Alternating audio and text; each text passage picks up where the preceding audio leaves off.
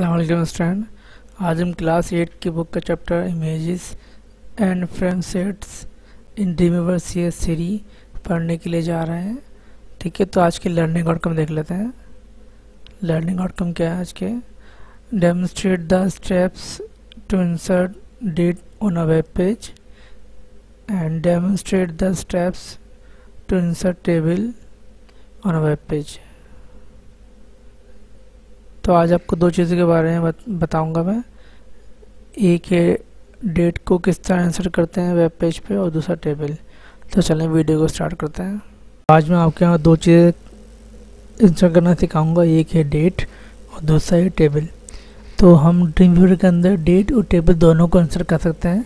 तो इंसर्ट करने के लिए सबसे पहले आपको देखना होता है कि आपको डेट कहाँ इंसर्ट करनी है, आपको सेंटर में करनी है या फिर आपको राइट साइड पर करनी है। तो यहाँ पर डिपेंड करता है कि आप इसको किस तरह रख सकते हैं। यहाँ पे मैं राइट साइड पर डेट को रखूँगा, तो मैंने राइट साइड सेलेक्ट कर ली।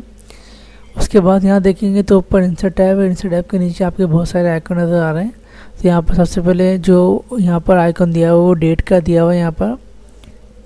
तो यहाँ पर मैं सबसे पहले डेट का आइकन सेलेक्ट करूँगा तो एक नया विंडो ओपन हो जाएगी। तो सबसे पहले यहाँ दिया हुआ डे फॉर्मेट। आप चाहते हैं कि आपके डेट के साथ डे भी आ जाए, तो आप यहाँ पर कोई भी डे सेलेक्ट कर सकते हैं, यानी कि कोई भी फॉर्मेट डे का सिलेक्ट कर सकते हैं। मैंने थर्सडे सेलेक्ट कर दिया। उसके बाद आप ये देखें तो यहाँ पर डिफरेंट डेट फॉर्मेट है यहाँ पे। तो आप कोई भी फॉर्मेट ले सकते हैं यहाँ पर। तो यहाँ हम ले सकते हैं जिसमें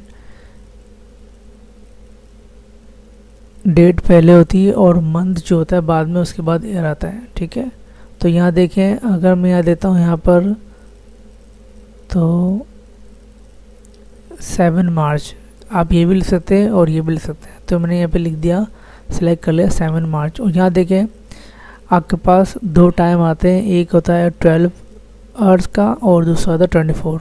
तो आप यहाँ देखें तो कोई भी यहाँ पर डे टाइम फॉर्मेट यहाँ पर सिलेक्ट कर सकते हैं।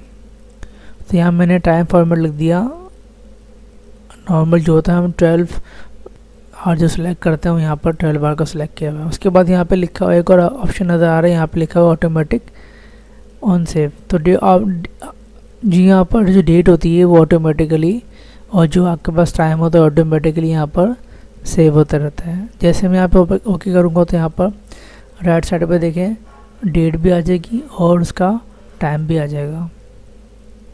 ठीक है, कि आप किस डेट को किस टाइम पर यूज़ कर रहे हैं इसको। ठीक है, उसके बाद नेक्स्ट टॉपिक है जिसमें हम टेबल की बात करेंगे। तो मैं टेबल को लेफ़्ट साइड पर इंसर्ट करूँगा, तो अपने कर्सर को लेफ़्ट साइड पर लेकर आ गया। हम किस तरह इसको इंसर्ट करेंगे, तो यहाँ पर आइकन देखने यहाँ पर टेबल का आइकन। तो यहाँ जैसे हम किसको क्लिक करते हैं तो ये एक नई विंडो ओपन आती है। अच्छा, तो यहाँ पर सबसे पहले जो ऑप्शन दिया हुआ है यहाँ पर रो का दिया हुआ है कि आपको कितनी रो सेलेक्ट करनी है। मैंने 4 रो सेलेक्ट कर दिया यहाँ पर। उसके बाद मैंने यहाँ पर 4 कॉलम सेलेक्ट कर लिए। और इसके अलावा यहाँ पे दिया हुआ है टेबल विथ। आपके पास टेबल विथ जो होती है वो बेसिकली परसेंटेज होती है कि हम किस साइज़ की विंडो यहाँ पर, यानी किस साइज़ का टेबल रख रहे हैं। ठीक है, और इसके अलावा बॉर्डर थिकनेस। अगर बॉर्डर थिकनेस की बात करूँ तो यहाँ पर टेबल के जो बॉर्डर होते हैं उसको डिपेंड कर रहा है। मैं यहाँ पर टेबल का बॉर्डर रख देता हूँ 1। उसके बाद यहाँ दिया हुआ है एक और ऑप्शन सेल पैडिंग का। अब सेल पैडिंग क्या होता है आपके पास, ये सेल बॉर्डर और उसके कंटेंट के दरमियान का जो डिस्टेंस होता है उसको मेजर करता है, उसके पिक्सल को यहाँ पे मेजर कर रहा होता है। ठीक है, इसके बाद अगर मैं यहाँ पर 2 इसको मैं 2 कर देता हूँ।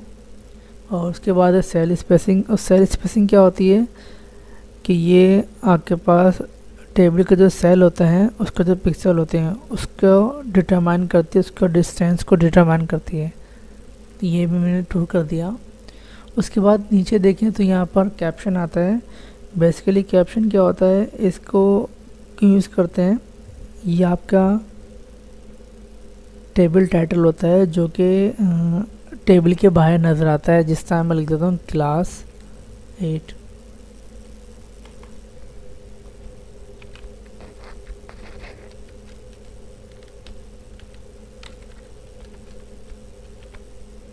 जैसे मैंने क्लास 8 भी लिखा तो ये जो टाइटल है ये आप जब टेबल ड्रॉ करेंगे तो उसके ऊपर ये नज़र आ रहा होगा क्लास 8।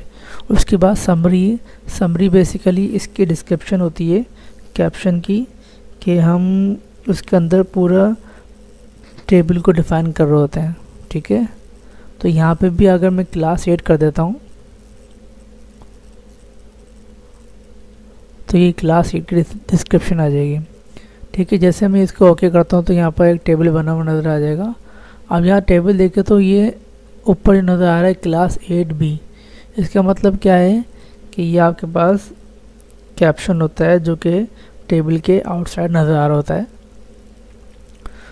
उसके बाद देखें तो यहाँ टेबल आपने ड्रॉ कर लिया। अब आप चाहें तो टेबल को एक्सपेंड कर सकते हैं, यहाँ पर डिपेंड करता है कि आप इसको एक्सपेंड करना चाहें तो या नहीं करना चाहें।